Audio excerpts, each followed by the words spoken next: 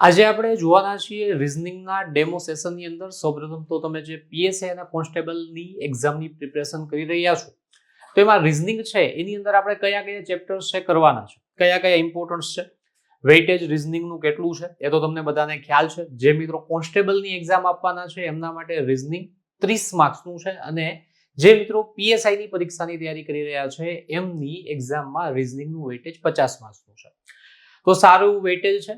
આપણે દરેક ચેપ્ટર્સ છે એ ખૂબ જ ધ્યાનથી અને ખૂબ જ રિવિઝન પૂર્વક તૈયાર કરવું પડશે. તો સૌપ્રથમ તો આપણે સમજીએ કે રિઝનિંગની અંદર આપણે કયા કયા ચેપ્ટર્સ કરવાના છીએ. લોજિકલ રિઝનિંગ,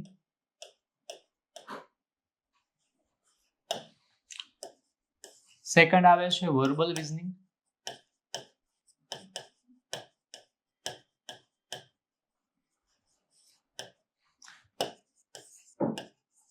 થર્ડ વન આવે છે નોન વર્બલ રિઝનિંગ.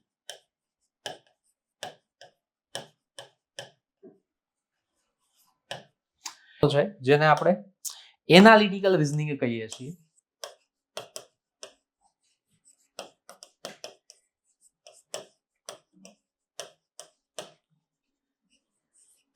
એનાલિટિકલ નો મતલબ શું થાય તો કે ગાણિતિક.